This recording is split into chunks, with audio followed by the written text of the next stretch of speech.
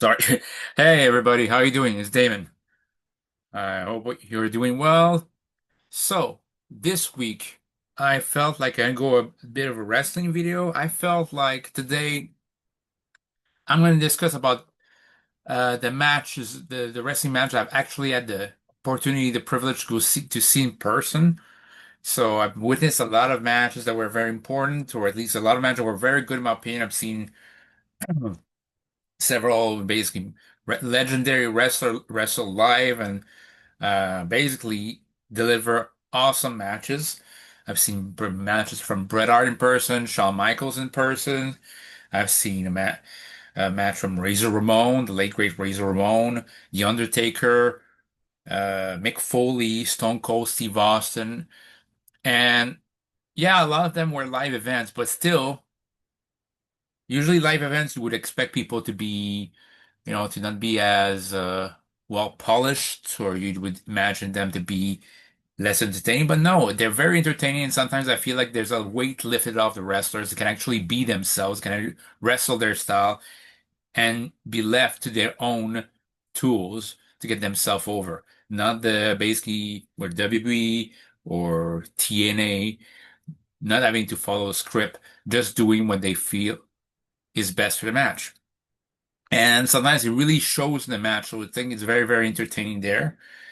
So, without further ado, I will tell you basically what I feel like are my top 20 live matches I've attended live, that I've seen live. So, honorable mention, Barry Witz versus Skip from the Tour de Force 2. Uh, that was the opening match of Tour de Force 2. It was in Montreal, so uh, it was very fun. It was the opening match, and I thought it was maybe, just maybe, one of the top two matches of that whole event. And for what it's worth, I always felt like Barry Horowitz should have gotten a WrestleMania match. Like you could have easily had WrestleMania 12 being Barry Horowitz and Akushi versus the Body Donnas to pay off their rivalry. Like basically, Godwins could have basically been in, like, my opinion, you could have basically had Kim Cornette that being a 10-man tag instead. You have Yoko, the Godwins, Jake, and Ahmed Johnson versus uh Owen Hart, Vader, Bulldog. You can have the new Rockers there. I felt like you could have easily done that. Besides, as much as I love the Iron Man match and I love that WrestleMania 12, I felt like it's probably a Triple H fantasy because it's like the only 5, 6 matches only on that WrestleMania. And I thought 5, 6 match for WrestleMania, at least 6 match in total, but 5 match on the main card. I think it's kind of cheap. Like you could easily, if that WrestleMania was an hour longer, you could have easily added 1 or 2 more matches. I can understand that when you have an Iron Man match, you're going to do 14, but it still should have been 8 matches. But I digress. Barrowitz versus Skip, I felt like was very good, and I feel like I said Barrowitz should have gotten uh, a WrestleMania moment. So that's for one of the honorable mention. You also have PCO in that same event. You had Pierre Calwillet face off against Diesel for the WWE title. Uh, I was in the audience, and I know that Kevin Nash said it was maybe 70-30, maybe like 30% for Pierre Calwillet. It wasn't that, but it wasn't 100% for Pierre Calwillet either. It felt like 40-50, 40-60, like 60% for Pierre Calwillet and 40% for Diesel. And I couldn't understand in that case that Pierre Calwillet did not want to lose. It didn't make sense for either of them to lose. It didn't make sense for Diesel to lose unless he's losing a title. It made no sense for Pierre Calwillet to lose. So the answer was that the finish of that match was double count out, which seems lame, but I can understand why they did. So another match was Triple H versus Wildman Mark Merrow. Yeah, I think it was November 22nd, 1996. It was an IC title match soon after the Survivor Series. It was very good match, and I feel like this is where I'm going to give flowers to the Wildman, Mark Merrow, Johnny B. Bad. I Because maybe it's Triple H saying that he wasn't untalented, or JBL. I'm saying what are they smoking? I've seen many Wildman Mark Merrill matches. He's very talented. Granted, I would not put him as a world champion, but he wasn't carried. He held his own. He had a great match with DDP in WCW and DDP with Lex Luger, and it's like we're gonna and Arn Anderson. I'm gonna act like he wasn't talented. He was very talented. He was very talented, very underrated. And as IC champion, I felt like he was charismatic. The one thing I've noticed is little by little, Mark Merrill was wearing more and more Johnny B. Bad like styled tights. The more he advanced his WWE career as the Wild Man. At first, it was basically black leather, and afterwards, started basically be the usual Wild Man Mark Merrill style tights that were resembling the Johnny B. Bad. But that's basically not important in what I'm saying. Just what I thought was excellent. It was excellent match between the two of them. Also, I had seen in June, it was the Friday after the King of the Ring 1997. We had Ahmed Johnson versus Farouk in a no old no DQ match, basically in an hardcore match. Very good, very satisfying, and still kind of looking back in hindsight, it's kind of weird that basically you see that match, and then on the next, basically on the next Raw, Ahmed joins the Nation. It's kind of weird, but it was a fun match. And finally, there's a dark match from the Raw, the August Raw in 2005. You know, the Raw where Shawn Michaels has great promo, heel promo in Montreal, where it was Batista, John Cena, and Hulk Hogan versus Shawn Michaels, JBL, and Kurt Angle. I would not say the match was a fantastic masterpiece, but was super fun. And seeing Hogan wrestle in the red and white, red and yellow was very fun to see there. So Kurt Angle was a machine. Michaels showed a bit of his bumping abilities they would show at SummerSlam 2005 there, and JBL took the fall. So, yeah, it was an awesome, entertaining match. But now let's go to the top 20. Number 20, it'll be the 1-2-3 Kid versus Quang from the WrestleMania 10 Revenge Tour in 1994. Why do I put it this? First of all, it was an incredibly athletic match. X-Pac, well, 1-2-3 Kid, aka X-Pac, 6-Pac, immensely in athletic, and it's like sometimes I feel like people took him for granted. Now I look back at some of his matches, he did stuff that it was amazing, but he knew when to pull them. He didn't do high flying moves like Ricochet or other people just cause. He had a reason. There were a reason to do so. He did more than basically other people back then, but there was a reason for him to do so. Quang Salvio Vega was always a reliable worker, though I'll be honest, the Quang gimmick never did anything for me. It was just hilarious. Hilariously wrong, that is. Because it felt like they tried to basically make it seem like he's so devastating, but he seemed ridiculous. Was better as Savio Vega. And yeah. But I like that match. And one reason why it's a sentimental reason is the first match I ever saw live. So I had to put it on that list. So that's number 20. Number 19 is the first match, the opening match of the Heart Attack Tour in 1994. It's Adam Bomb, Brian Clark Rat, taking on Quang. I always felt like Adam Bomb was so underrated and should have been at least IC champion.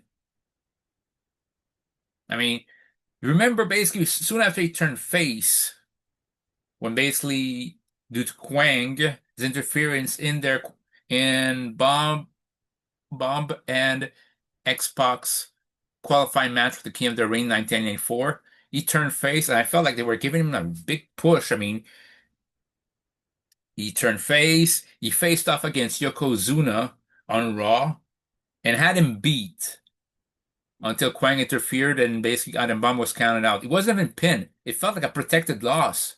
And for a wrestler to be portrayed as you're gonna beat Yokozuna soon, like 2 months after he's no longer to be champion, back then was a big deal.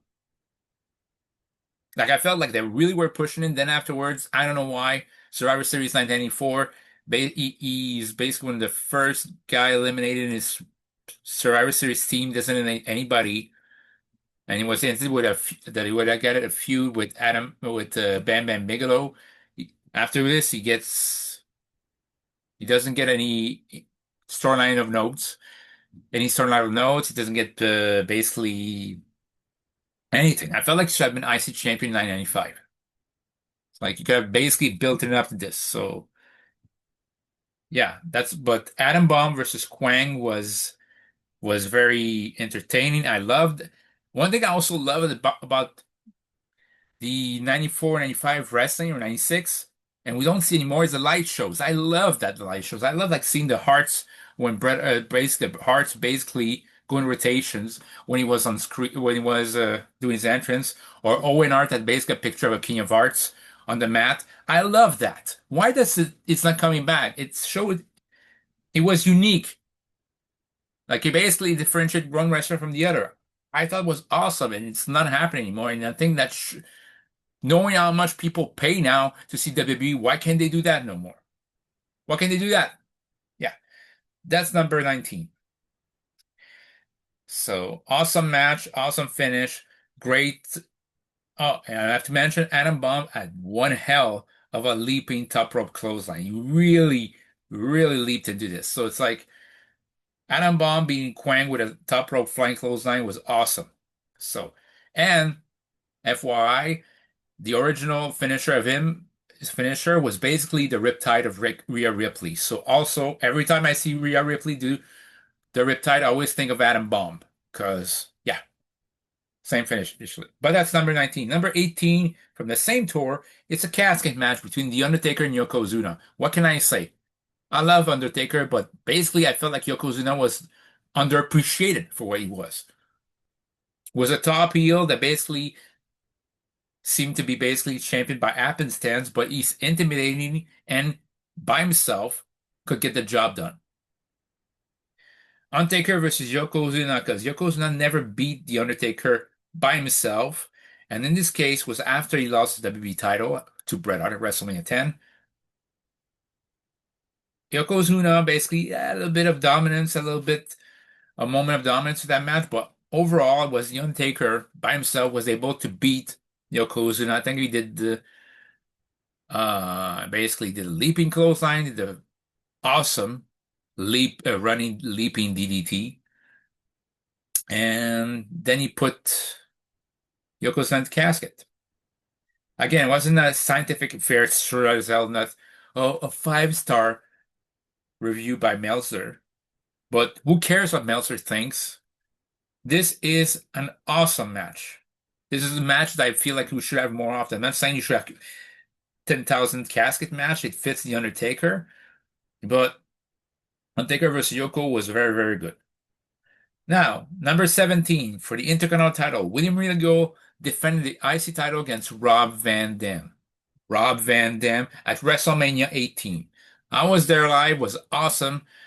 It was it was a clash of style, but I felt like that's a perfect opener. And I've noticed on my list that a lot of opening matches there, but they have a place. They're very important. We talk always about main events, but we don't rarely talk about the importance of openers. They really set up the mood for the rest of the evening. William Regal versus Rob Van Dam. I mean, people forget. People can mention about everybody being over. People forget or sleep on the fact that during from 2000 to 2003. Rob Van Dam was very over. Was very over, was so popular that basically they would start and end the show basically as very, very having basically a huge amount of people cheering for his name. Cheering his name, sorry. They would cheer his name from beginning to end. People wanted him to be champion. And here's the thing, he had everything going against him. He was an ECW star, he was a WB star, and yet people cheer for him. For that's basically number 17. It was an awesome match, basically punctuated with a 5-star frog splash. But it's also a match that featured a half Nelson German suplex from William Regal. So this is a match that you could go out of your way to see. That was very good. That's number 16. Number 15. That was 17. Sorry, 16 is The Undertaker versus November. He doesn't face the entire month of November. It's Undertaker versus Vader from November November 1996. Where I got to witness it first and before we saw it later on in 1997 was awesome scene there at he didn't finish the match, I think, with a tombstone. He finished with a choke slam, but still, I've seen Undertaker be able to choke slam Vader. It's still something impressive. It was a very good match, very dominant performance from both of them. And yeah, it's a very good match there. 15 from TNA Slammiversary 2024. It's for the now defunct digital media title is PCO versus Top Dollar. Why that match? I felt like every other match in that card, with all due respect, felt a lot of dives to the outside, felt more like eye flying. It felt like one style, whereas this match seems like to be its own style. So I love PCO's character. I really like the way he's presented. Top Dollar playing basically, or AJ Francis, basically playing the obnoxious heel. The only thing I dislike is it was too even match. It should have basically been a 5 minute match, kind of squash at this point. But I digress. It was a lot of fun seeing that match. I'm surprised it was, to me, my favorite match of the whole evening that day. And yeah, I felt like for every other match, I basically tried to have Tope con Hilo and have other style that doesn't suit a wrestler. This one, it felt like PCO knew what it was about, knew what his gimmick is, and how to work this. So that was very, very entertaining. That's for number 15. Number 14, it's a submission match between the recent 998 King of the Ring in Ken Shamrock versus Owen Hart in 998. It was the before the last match, before the main event match, and it was August 2nd, 1998, if I'm not wrong. Jason Sensation came at ringside, basically introduced this, and it made me laugh. Like basically, I think basically Ken Shamrock entered first. Jason Sensation did impression of Owen, and the moment the Owen Art song started, you know the one that enough is enough, and it's time for a change nation song, and you didn't see Owen he just leapt to the ring, and it was hilarious. He leapt to the ring trying to get a Jason Sensation and Ken Shamrock to be there to stop him, and it was hilarious. Owen was hilarious, but could be intense if needs to be, and it was a fine match between two very, very technically sound superstars. I mean, Owen Hart is one of my favorite wrestlers of all time. I mean, he should have been WWE champion. Ken Shamrock, also, it's like he wasn't great promos, but he meant intensity. He didn't need those promos. The moment he was there, and basically he did his knuckle up stance on the ring step before starting a match. You knew this guy was intense. You knew that an opponent was basically going to be in the fight of his life. So, an awesome match for this event. So. That's number 14. Number 13 from SmackDown 2001 was Rob Van Dam versus Kurt Angle. I think was the arc for the Hardcore title. Again, the whole evening people chant RVD and who. Sorry, the woo chant from Ric Flair. That was a very bad impression of this. My impression right now just matched the Bret Hart woo impression in WCW. But whatever. Awesome match between the two. Rob Van Dam, I know it ended with a DQ, but again, here's a guy who had everything going against him. He's an ECW superstar. He's an outsider. People don't know him, and people still cheer for him. And was one of the most popular person of the entire Invasion botched angle, despite the fact that basically there was there's Rock in this, there's Stone Cold Steve Austin, and people were chanting more for RVD. That says something. That is saying something. And yeah, he used some spots. Yeah, but he was popular. He had charisma. He didn't. He could talk on the mic. I wouldn't say he was great, but he could talk on the mic. And yeah, so RVD versus Kango was a great mixture of mixture of styles with RVD's high flying, and at the same time, high flying stiff kicks to Kurt Angle's stiff suplexes. So I thought it was awesome there. So that was number 13. Number 12 from the Tour de Force 1, which is ironically enough on May 19th, 1995, Bret Hart versus Akushi. Bret Hart really delivered in house shows, and I felt like unlike others, he really delivered like even if he didn't have to, even if nobody would blame him if he didn't. He could have taken the night off, but he didn't. So as much as I joke my brother about basically like a lot of the top Bret Hart marks would always make defend Bret Hart no matter what he does or what he said. I always felt like Bret Hart in the ring always gave it his all, always was professional. And honestly, sometimes I felt like gave too much to people too. Like sometimes a match versus a person who's so low in the totem pole, you'd still give him some room to breathe. You'd still get some offense when he didn't have to, or sometimes shouldn't. But Bret Hart versus Akushi was a great match. Lots of high flying from Akushi. Bret Hart was very talented, basically, as you know, and it was a back and forth encounter, which ended with a sharpshooter. Again, a very good match. Wasn't the best match that I'll show, but I'll get to it later. But it's not an indictment. That I'll show had a great lineup. So that's number 12. Number 11 in August 2nd, 1998, Mankind versus Terry Funk. I got to see Mick Foley versus Terry Funk. Sure it was, and better yet, not in a dead match, in an hardcore match. Not a dead match fan here. I think it's glorified violence and it takes no skills to do so. However, hardcore matches like Mick Foley would do, I'm more of a fan of this because it takes talent to make a good hardcore match, not violent, and make it mean something. And that was one of them. So that's all I can say for this. Number 10 from it was the Friday after King of the Ring 1997. The WWE champion, The Undertaker, defended as the European champion, British Bulldog. It was initially supposed to be Undertaker versus Stone Cold Steve Austin, but Stone Cold Steve Austin, at least in storylines, they said that his flight didn't arrive there, so it had to be Undertaker versus British Bulldog. British Bulldog already defended the European title that night against Psycho Sid, and that fight against The Undertaker in a very good, grounded, technical but power style matches. And it was very good. I thought the British Bulldog was very good.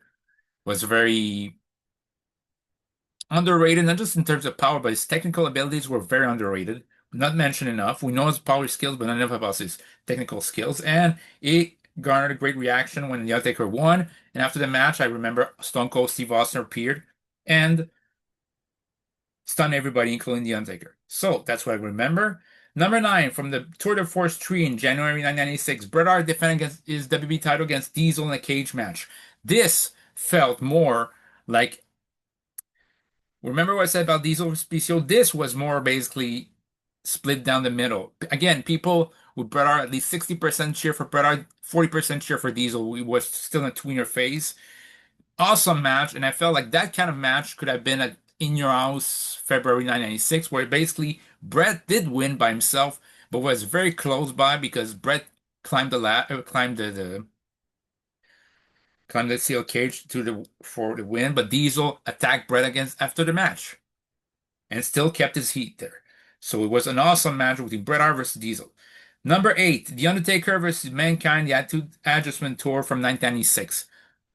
Again, I got to see Undertaker versus Undertaker versus Mankind. It was wild. It was a brawl among the audience. Basically, it was a lot of I saw the double arm DDT and chokeslam, and got to see the Undertaker for the first time defeating Mankind with Tombstone Piledriver on screen on TV.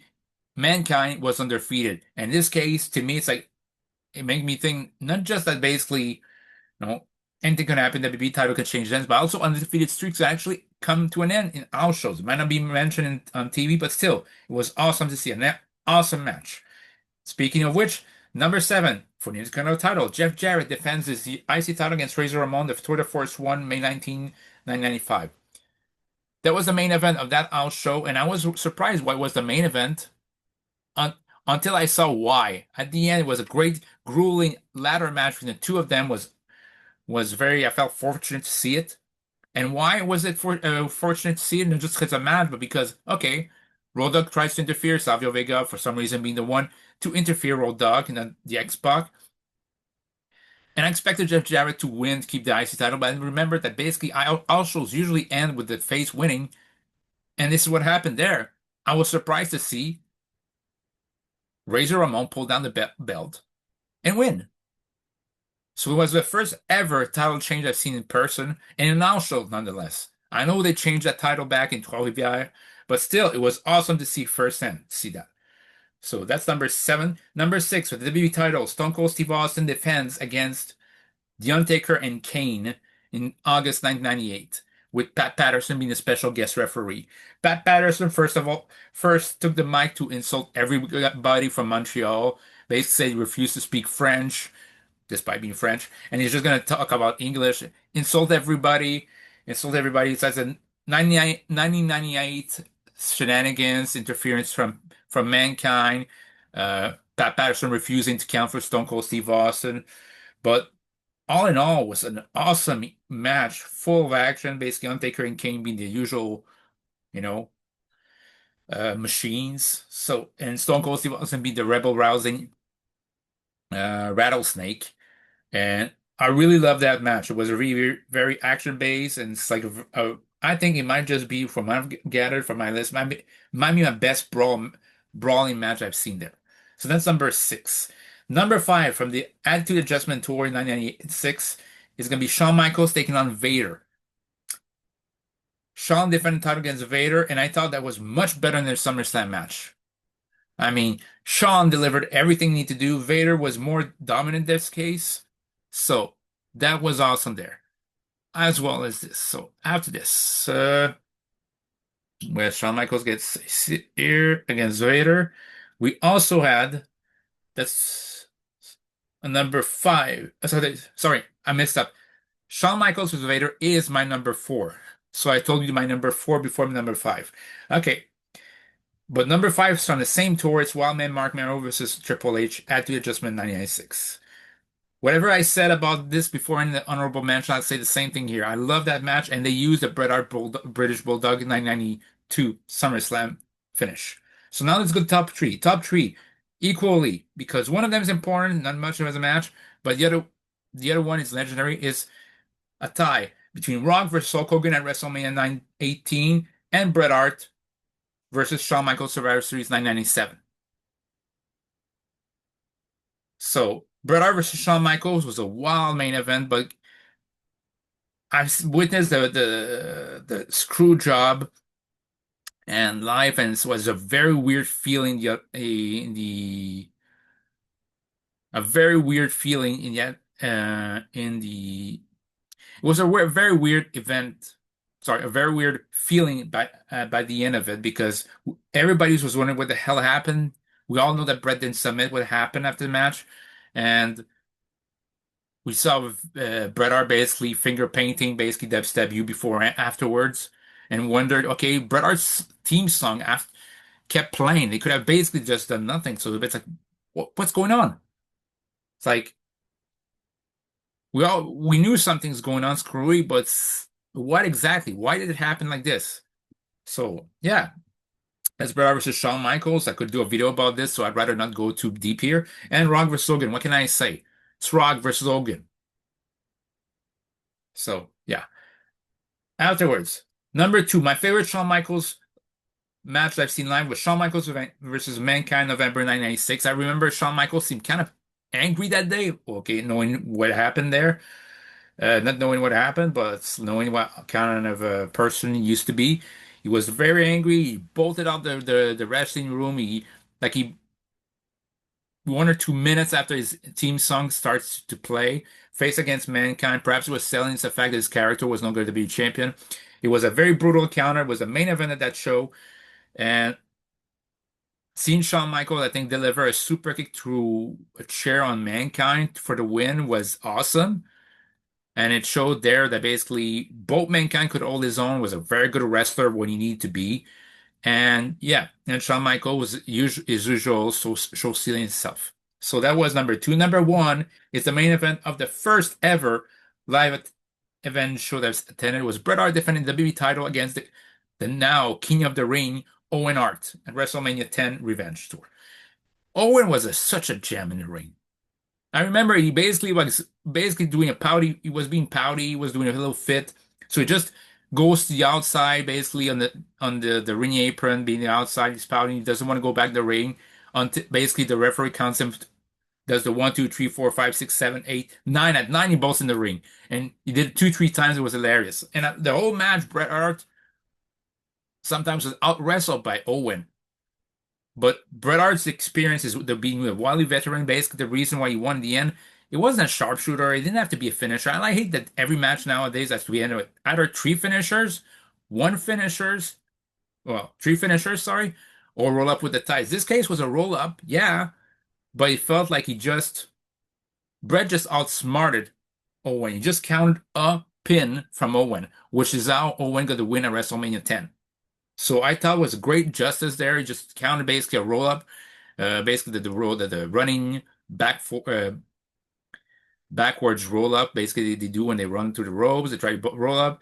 Bret Owen tries something, and Bret just countered 1, 2, 3, and that's how it ended. And I thought it was a perfect main event. Or at least maybe not perfect, but an excellent main event that ended perfectly. So those are my list. Let me know what you think about this. I see you later down the roads, which probably in the next few days. On that note, have a good day. Bye.